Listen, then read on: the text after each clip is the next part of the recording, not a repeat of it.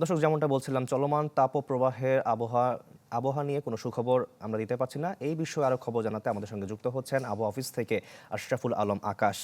আকাশ, সবশেষ পরিস্থিতি কি বলছে আবহাওয়া অফিস? আকাশে মেঘ দেখা যাবে কিনা, বৃষ্টির সম্ভাবনা কতটুকু, সব মিলিয়ে জানাবেন।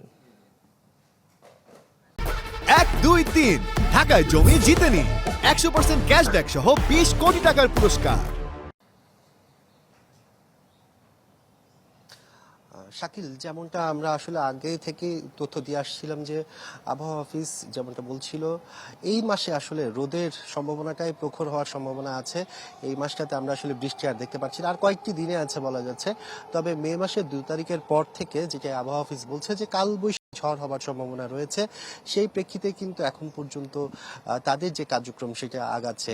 মে মাসের 2 তারিখের পর থেকে বলা যায় যে রাজশাহী, ঢাকা, বরিশাল, চট্টগ্রাম এই শহরগুলোতে আসলে বৃষ্টিপাত ঘনীভূত হওয়ার সম্ভাবনা রয়েছে।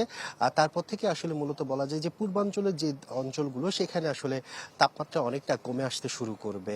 এরপরে আবার মে মাসের শেষের দিকে আবার এই তাপমাত্রা বাড়ার সম্ভাবনা রয়েছে। এই হচ্ছে আসলে আবহাওয়া অফিসের দিক নির্দেশনা। আর এসবকেই কেন্দ্র করে কিন্তু বর্তমানে বলা যায় যে স্কুল কলেজ সেটি কিন্তু ঢাকা শহর সহ মাধ্যমিক পর্যায়ের স্কুল কলেজ, কারিগরি শিক্ষা প্রতিষ্ঠান এগুলো কিন্তু আজকে থেকে আবার বন্ধ ঘোষণা করা হয়েছে। এর বাইরে কিন্তু যে প্রাথমিক বিদ্যালয়গুলো আছে সেগুলো কিন্তু চলছে। প্রাথমিক বিদ্যালয়ে যারা কর্তৃপক্ষ আছেন তারা বলছেন যে আসলে যেহেতু সকালবেলা প্রাথমিক বিদ্যালয়ের কার্যক্রমগুলো শেষ হয়ে যায়, সে কারণে প্রাথমিক বিদ্যালয়গুলো চালু রাখা হয়েছে। এই হচ্ছে আসলে আবহাওয়ার সর্বশেষ পরিস্থিতি ঢাকা থেকে।